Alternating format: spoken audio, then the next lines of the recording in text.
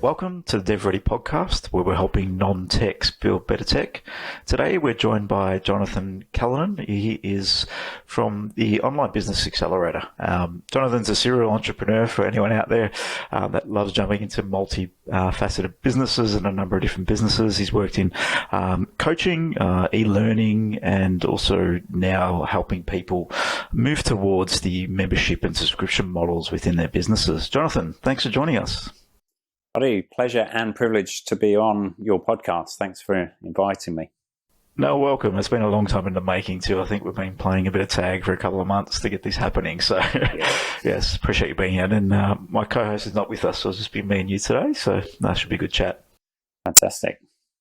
So first and foremost, I always like to ask, tell us a little bit about who Jonathan is, a little bit about your background and experience. Yeah, sure, mate. Well, I guess I have a strong coaching educational background. Started back in the UK as a teacher, actually. Came out to New Zealand about 20 odd years ago now. Went into the personal training space and coaching, and then wanted a new challenge. Got in from the personal training space. I set up a bit of a health site for my clients to connect them with multiple different practitioners and therapists. Now, that was just a small on-the-side project. I thought, well, I can advertise other clients, practitioners as well. But what started off as a small project turned into a fully blown nationwide natural health directory here in New Zealand, which was interesting. And that sort of took me on a different course. So came out of personal training, went into the sort of the digital space, and obviously natural health directory was an advertising platform first and foremost. So that kind of got me venturing into weekly, monthly subscriptions. And I didn't really realize that at the time. I mean, this is back in 2009, but how big subscription model was going to be and how the subscription economy was going to blow up. But back then it was kind of like a nice have, to have clients on retainers. So that from there, I guess I worked with a multiple different coaches, consultants, practitioners. Turned from 2015, we took it into the sort of business coaching space, and doing a lot of digital marketing, funnels, Facebook ad campaigns, SEO, you name it, everything digital for service-based professionals. And we ended up in the software space, given our own frustrations of using multiple different software to achieve, one outcome. And I think the fact that we were just drowning in software subscriptions a few years back, we thought was probably a better way to do this, because we were already providing software to agencies, to other digital agencies, to run their Facebook ad campaigns for their clients. So we wondered, in the e-learning space, if there was a better way to, find a solution that kind of encompasses the marketing, the community aspect, and all of the communication side of things as well. So that sort of led us down the path of the last couple of years of creating an all-in-one piece of software, which again, you can't run from who you are. We're providing that to educators, to coaches, but this time we're just on the different side of the fence, creating the software for these guys rather than educating ourselves as much. And there's a lot of context there, so thank you for sharing in the depth and breadth of experience and just learning within business models and evolving through business. I think especially people that are early on in business, it always evolves and it always changes and shifts. And if you're willing to push the boundaries and evolve with it and look at the challenges that are presented in front of you, opportunity can arise. So it appears that you've gone through that journey over the past, what is it? You're in a 12-year space, given 2009? Yeah, it's about 12 years now in the digital space. Yeah, it's a lot of changes. It has changed a lot. We started our core business in 2008, so 13 years. That's why I didn't have to look at the numbers. When he said 9, I must be 12 years. Yeah, right. So, yeah, pretty close. Yeah, pretty close. But there's been a lot of change occurring over the time frame in terms of what's been happening. In terms of subscriptions so early on, that would have been a little bit challenging to maybe understand what that meant for customers at the other end that maybe weren't used to subscriptions. Tell us a little bit about that. Yeah.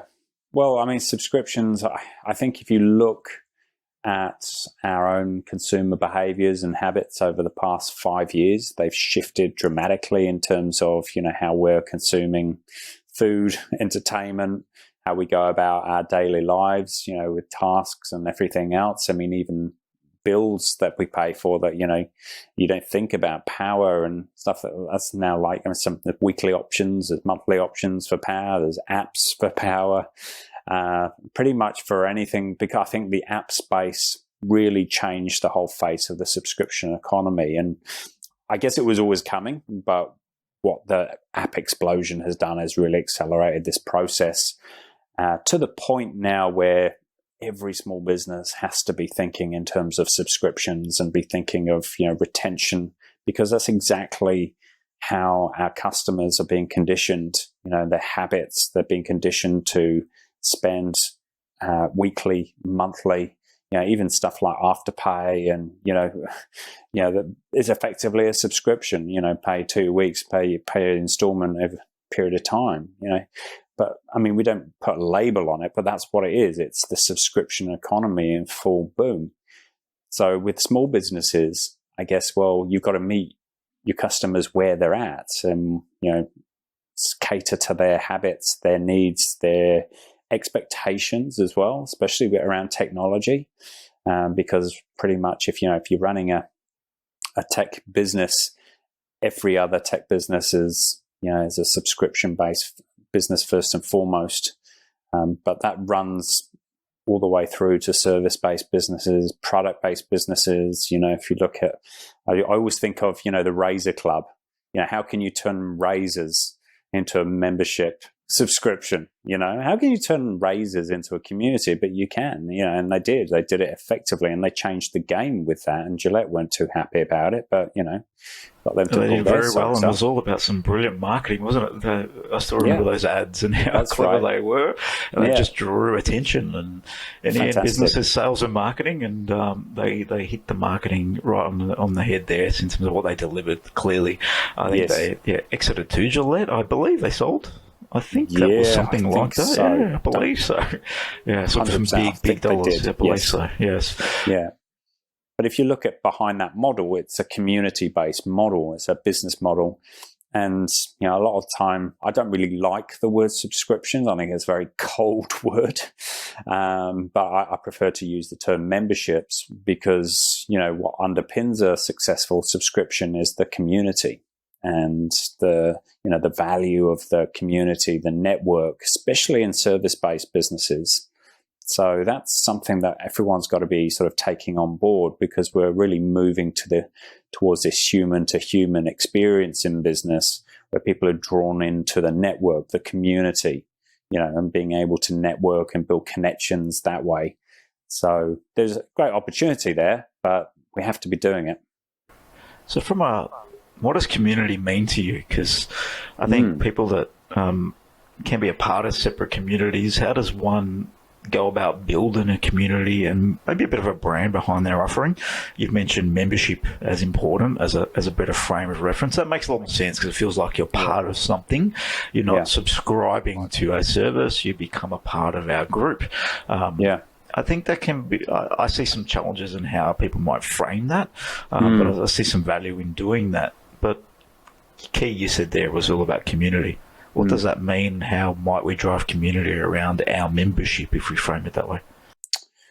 Yeah, well, I think if we go to the purest sense, we think about identity, think about tribes, building tribes. We're focusing on attracting like-type businesses, like-type human beings. And as humans, we're naturally drawn to like-minded, like-type, businesses that are going to understand where we're at, going to understand our challenges and our journey that we're on, and it's going to make us feel part of something greater. I think of movement, community. They're often sort of interrelated.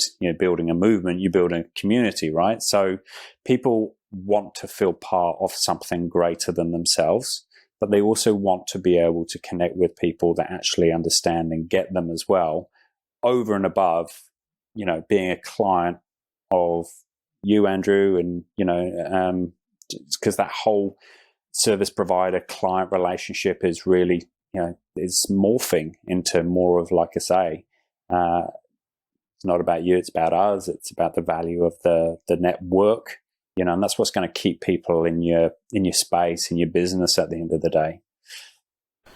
So in the context of, today we're specifically talking mostly to service-based businesses that want to take some things digitally.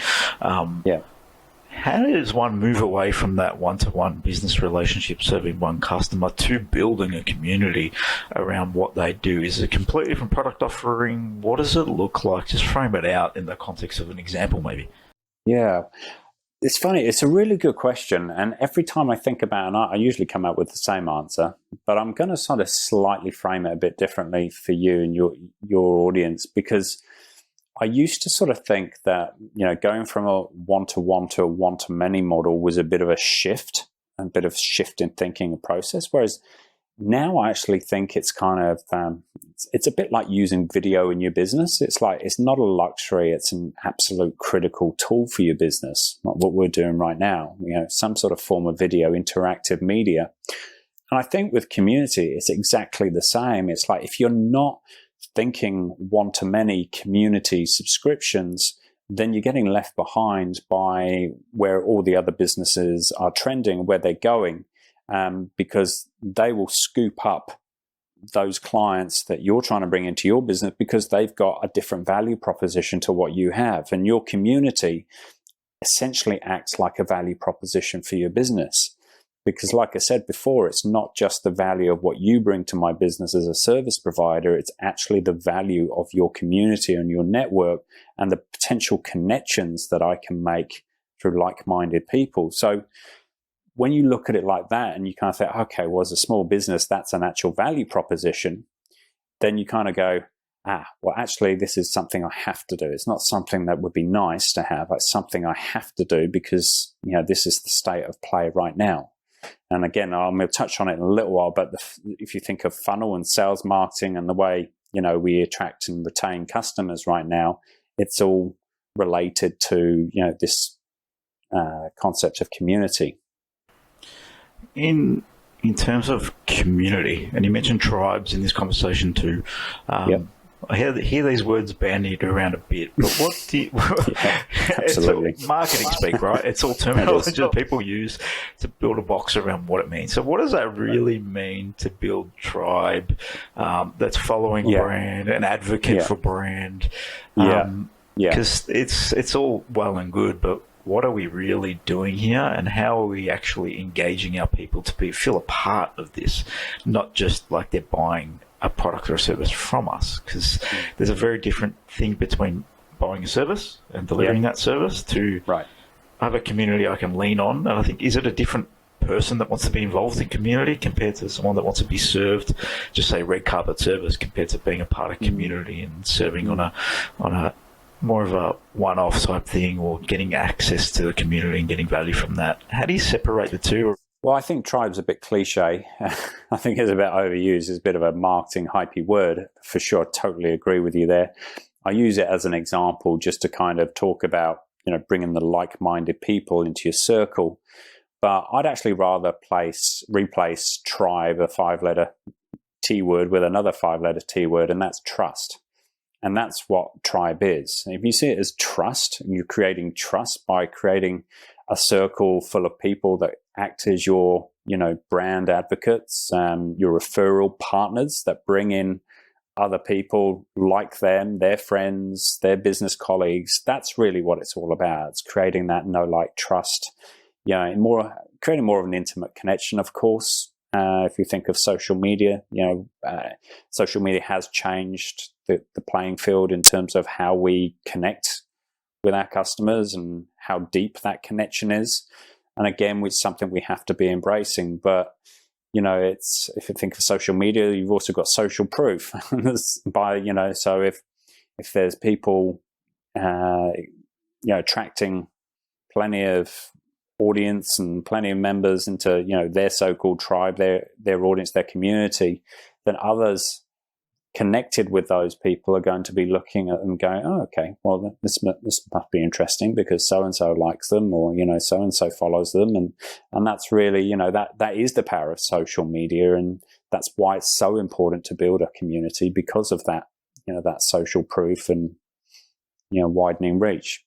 So you mentioned that you've obviously built a product to help assist people move from the one-to-one to the one-to-many.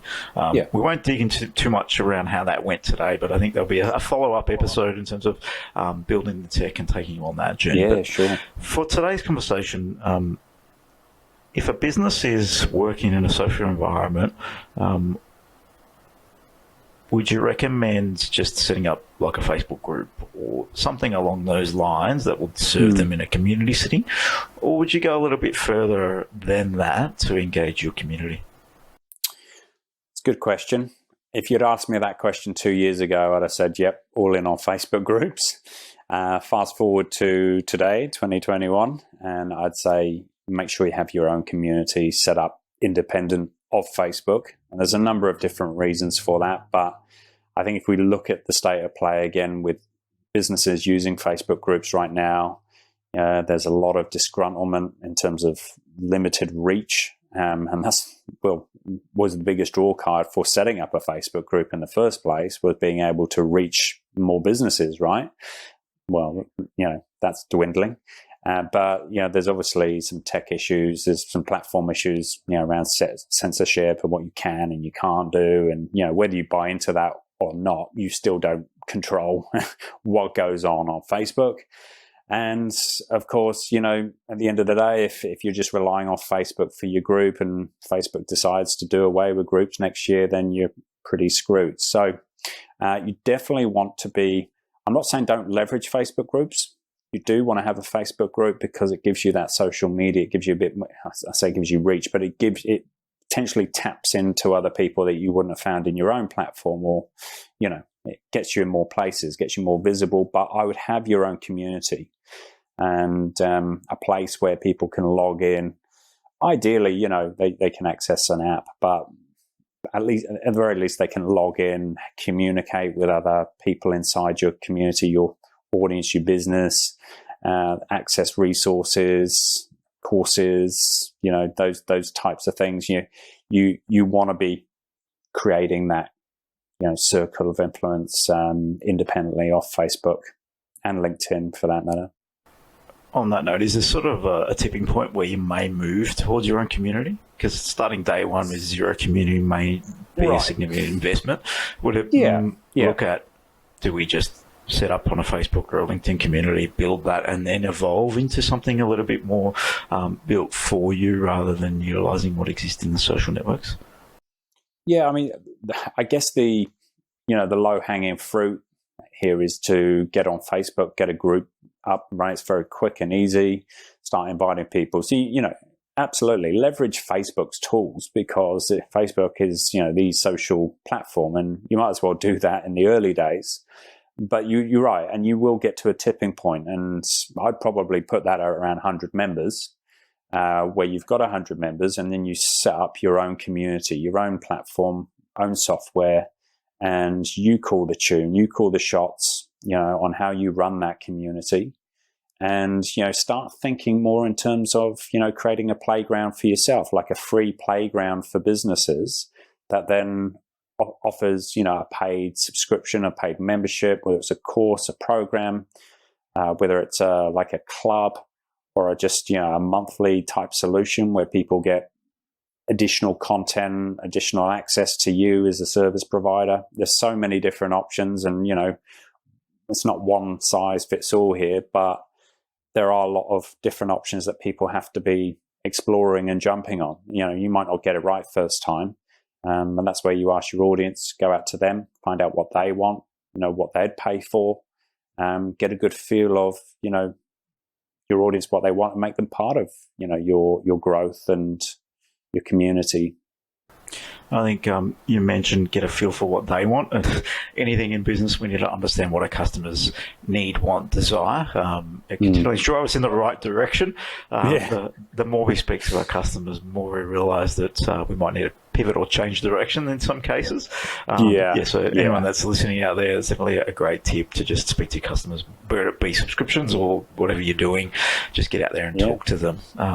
talk to them, empower them, make them part of your rebrand, your business growth. And like you asked before, Andrew, about, how do I feel about community stuff? Well, if you asked any other business, they would say, well, I don't know, but they should know. They should be putting a survey out to their audience. They should be asking them, would they value a community aspect to the business where they can network with, other customers, other like-minded, type people. Because if you're not, you're kind of doing yourself a disservice, and effectively, you're putting yourself behind your competitors that are doing it. So, yeah, the survey is really important. In the context of a lot of our listeners are building tech product, maybe in the SaaS world, they're looking to launch their own products, which you've done in this space, but we'll get into that another time. But yeah, if you are doing that, how does a community and this sort of mechanism add value to a business like that? Because obviously there's a lot of competition in the world of SaaS and online platforms, and there's a lot of noise in the space. Could you see this as a differentiator for businesses that are selling product and then offering a full community-driven how we utilize product, get the most out of that niche or industry that they're working in? Absolutely. I think if you look at where consumers are at, we're really in that sort of done with you kind of space at the moment, where people are going to see you as more valuable as a service provider if you're providing that service, if you're providing a done with you and a done for you service. Because how many businesses do we know that run software and that are using software but not actually using it, paying and not using? Yeah, there's plenty of that in the subscription space. I said subscription because it's not real membership when you're signing up to these things. It's yes, I'm subscribing to a product. But when you kind of engender that we're in it together mentality, and you have those different offerings, those different tiers of services, then as a small business, you're going to find that more attractive, not just for the now, but also medium term, later on, because that support, that level of support's there as and when you need it. And I think if you're not thinking that way, if you're not thinking about that community extension, then again, it's just a matter of time before a business goes elsewhere to find that. And so it's a good question, and it's for some it will be a bit of a pivot for sure. But you can't ignore consumer behaviours right now. In terms of, you mentioned pivot there, the one-on-one, and you mentioned content a little bit in this too. So let's lay out an example. There are 1,000,001 CRMs that exist on the market. Right. Let's pretend I have one in the health and fitness space, right? Okay. What might I be able to do to build a community around that? Would I be building content around that space to serve those end customers that are buying the product to help them better utilize the product? Or would I even go beyond that and help them better support their customers? Would you go beyond the mechanism of the product and jump into what they're doing in the end result as a business level? Yeah, I think it's a combination of both. Certainly, you've got to first and foremost ensure that your customers are getting value for money. You can't, veer away from that. So how do you add value up, to ensure that that's the case? Well, like you've kind of demonstrations, education, providing different options, different ways for them to use the software, keeping them up to speed with the latest changes, in that particular software niche, for example, in that niche that software is, providing. All of that is good value, and again, it's a value proposition that will easily help, your business sort of stand out against competitors. But yeah, you kind of want that ongoing kind of support mechanism as well, where you kind of like customers feel like that you've got their back in terms of implementing stuff and really kind of meeting them where they're at as well. Like if people aren't logging in to use software, then you should know about it, and you should have systems in place to reach out to them. And I think a lot of SaaS models, there's a bit of fear around creating communities around software because you're going to get inundated with tickets, or you're going to get people moaning about stuff. Well, in my experience, and I can think of one particular piece of software. I won't name the company, but you can probably guess who it is. They launched a bit prematurely a few years back, and they had a plethora of issues in their first 12 months. And I mean, an absolute multitude of software issues, tech issues. And if you went in their group, you'd be like, oh my God, what is this? Well, that piece of software is doing pretty all right for itself right now, because the main thing was they resolved those issues first and foremost, but they also provided an open space for people to vent. And, because that's going to happen. Customers are going to get, they're going to get frustrated, and they're going to need to do that. I think you can take two frames from that perspective. Do you want them venting on your general social media, or within your community where you can actually serve them and answer them and look after them, nurture them? And if it gets too bad, you have their details, you can contact them. I think it's a better way to control the conversation.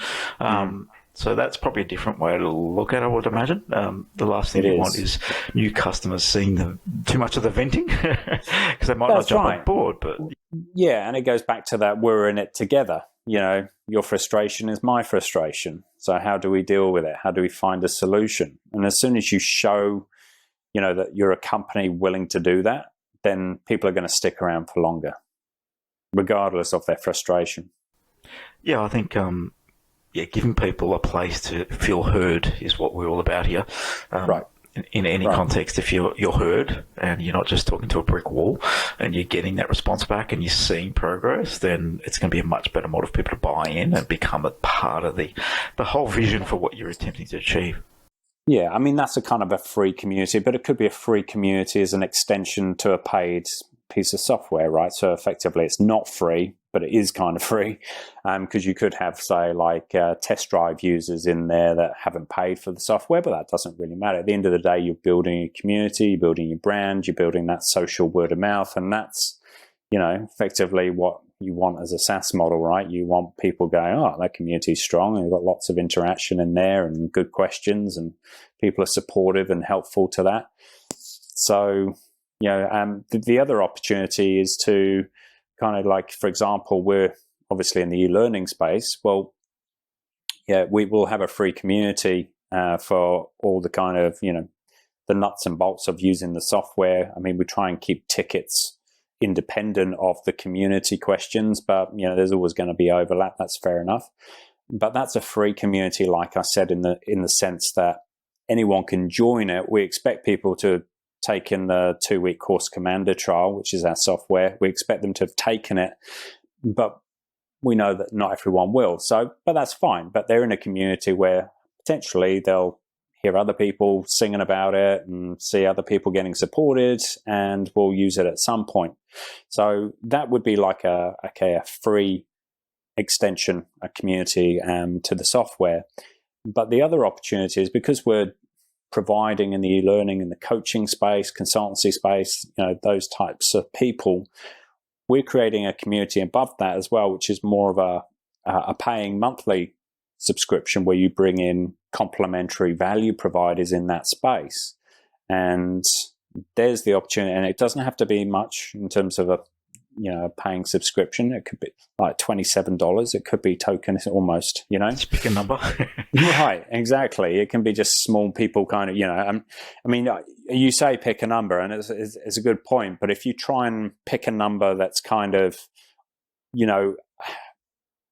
comparable to something that they're paying in their real world for $27, and you kind of go, okay, well, that's nothing. That's just like, pay that. Yeah. Then you can kind of go, well, that's at that level where it's just a no-brainer, But you're providing that value. You're providing some trainings. They get additional resources, because I do believe it's quite difficult to go from a free community to getting people into your high-level services, paid programs, whatever it is, because people in free communities are being conditioned to free. So you've got to be careful with that. There needs to be some sort of intermediate step there, and a low paying subscription is the best way to do that. I think it's a fair point. Yeah. Conditioned to free. As soon as it's free, you get everybody jumping in, and there's a price point. They do. Yeah. They like, shy away. Yes. Yeah. Yeah. One thing absolutely. you did mention, and a question I sort of had was, how might someone encourage people to interact with the community, especially when they're early on? What's some of the things you can put in play to get people to actually start participating, especially when it's really raw and you're beginning community? What's some of the tactics you might use there? Yeah, I mean, just fun elements are really important. Engaging, fun type posts, group sort of contests, challenges.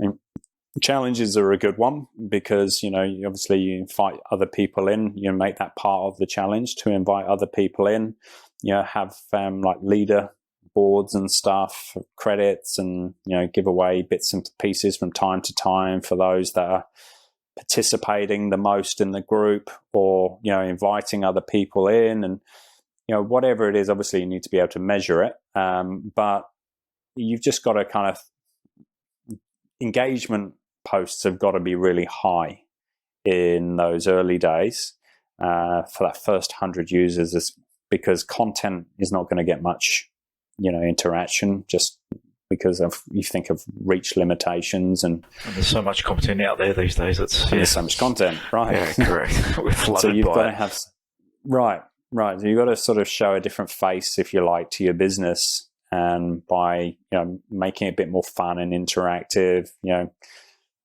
of almost gamifying your group to an extent, in those early days. Yeah, as soon as you mentioned leaderboards, that's the word I went to, is gamifying it, and it might bring some enjoyment and friendly competition into it. Everyone likes a leaderboard to some extent, especially if they've got some, I wouldn't say the word passion, because maybe that's not the right thing for when you're using certain products, but it's if everyone feels like they're getting some value, then they can add value to the community, then they might buy into that.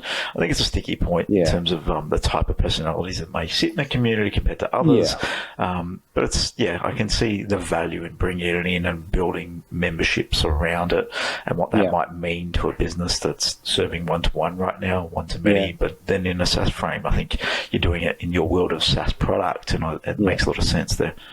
But you've also got to get out of your own space as well, get out of your own head. And in fact, probably the most valuable tactic I haven't even said yet, which in the early days, you build collaborators, build value providers, build relationships with other businesses that can invite their people into the group. They can be a moderator, they can add value, add posts. Obviously you set the expectation. That's very important. You don't want just to be inviting people just to spam your group, but it's on the provider. That's where you need a vision for your group as well. You need kind of like a code of ethics, if you like, so that any collaborator has a one-page PDF that just, they read through, they know exactly what the code of ethics are, and, what the overall vision is for the group and the community, and they buy into that or they don't. But, you ultimately you're left with people that provide more content. There's more expertise in the group, and of course they can invite more people into the group as well. That can be part of, the expectation for them adding content. I think that's quite a bit of thinking in terms of building the collaboration, because a community is not built by one. The word needs, we need many, and many perspectives. I think solo builders, very rare. Yeah, definitely. Putting yourself on a pedestal and just being the one I'll tell you what, person. it's an interesting point, and I don't like to butt in, but I know communities out there that are built by one person, and they've got 40, 50,000 members in there, and their engagement sucks. You wouldn't know there's people in there, because they've created that about me kind of energy and vibe, and it doesn't work in Facebook groups. It's, it doesn't. I mean, Facebook groups are hard enough to, you've got to keep thinking of ways to keep it fresh and interesting. That's why you need collaborators as well to do that with the content, because you might think you've got a whole library of content in your head, but as soon as you run a Facebook group, you start getting these little voices going, oh, I'm talking about the same thing all the time. You need to freshen it up. So, And the only way to generally do that is different perspectives. Like in anything, we're all different voices, different perspectives. So in the world of collaborators, would you freshen them up during a community or as you're building it? Would you bring in different voices along the process that might moderate and add more content? How would you approach that? Well, for me, I think of the community that I built on Facebook, the No Fluff Marketing community. I started really, I think for the first 100, seems to be kind of the number I sort of normally live by, is where I make changes and change the dynamics of things. But after that first 100, started inviting collaborators in, started talking with partners. And what you often find with groups is one of the biggest benefits of having a group is the potential joint venture partners in there for your own business. And I don't think I consciously thought about, okay, I'm going to have a team of moderators and collaborators now. Like anything, it naturally evolved that way because, you reach out to people, you find the synergy and win-wins with their business, then you invite them in the group and you go, by the way, you'd like to be part of the group in a bit more of a regular basis, providing value, jump on some interviews, and invite some of your own people in as well. And people are generally very open to that idea. You'd be surprised. I mean, if they're running their own community, often you find that, you just do some swap interviews, swap trainings, but, people are very open to doing that. I think, there's plenty to be said with that. And it's like anything in business. If you are in a position of starting out and thinking about evolving product or in the middle of building product, commercializing, we need a network. We need collaborators. We need people we can work with, people that we synergize with. And I think in the same context as what this podcast has become for us is connecting to brilliant, like-minded people. And that's the same thing in anything, really. So the more that you can get out, engage and network, and this is another means to do that, I think there's significant value in anything that builds network, collaboration, and just bringing like-minded people together, because that's where the real magic sort of happens and the synergies start to come together.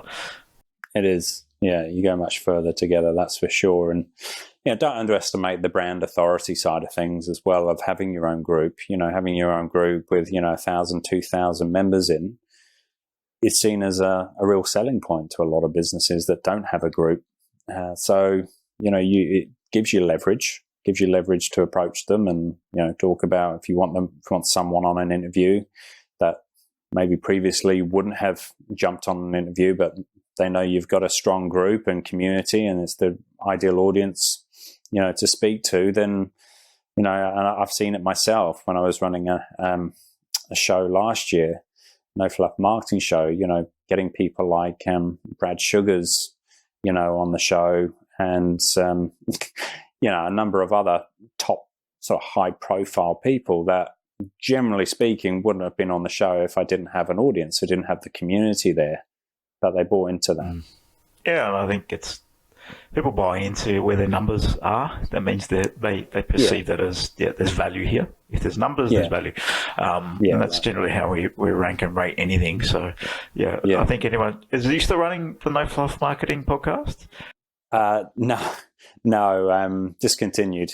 Discontinued. I was going to lean anyone down there, but that's okay. I know. No, I'm just interviewing a few people from the group at the moment, just to sort of on a weekly basis. Just to, again, it's another way to freshen up the content in the group. Just get members actually on a hot seat type 25 half an hour interview.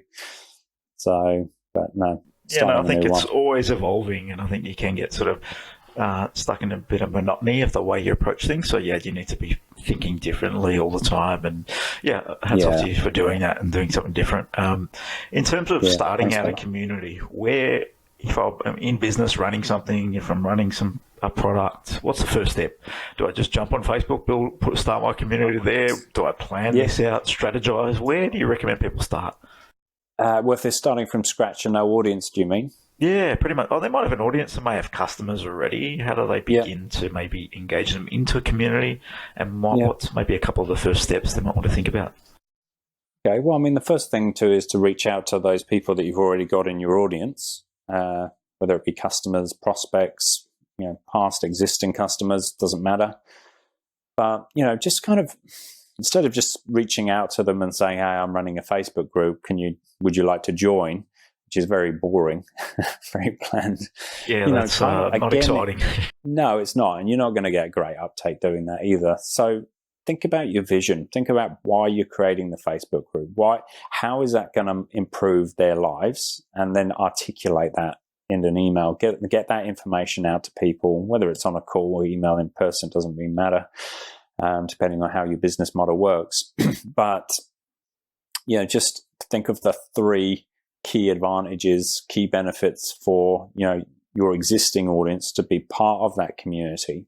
And that's the first step. The second step is then to turn them into, word of mouth evangelists, I like to call them, and, invite other people into the community and, then just build it exponentially, because groups will build exponentially if you keep doing it the same, keep working on the same growth building tactics, and you bring in partners, collaborators to invite other people in. But, you've got to be in it for, good 2-3 years. It's not something you can just do overnight. It needs time and effort to invest, learn, understand what the community really needs, and evolve with it. Like you said, you need to be basically getting a good understanding of why they're there and why they're going to come back.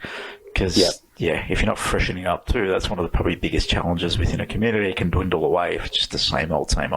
So there's a bit of takeaway there. But I think one of the key takeaways from me from this conversation is just get started, talk to your customers, talk to people that you may want to attract, understand why, like anything, why you're in business, why you want this part of this business, why you need a community. Do you really? I think that judgment needs to be said. So there's plenty of content for people to start thinking about this. So really good content here. Jonathan, cool, thanks for sharing it, mate. It's been a pleasure, buddy. Thanks for inviting me on. No, will do. And like I said, there'll be a take 2 with Jonathan coming up in the future, which will be looking at more product and how he's gone about building technology. So listen in for when that pops in. So Jonathan will share in the show notes all your details and how people can connect. So really appreciate you coming on DevReady Podcast. Thanks, brother. Appreciate it.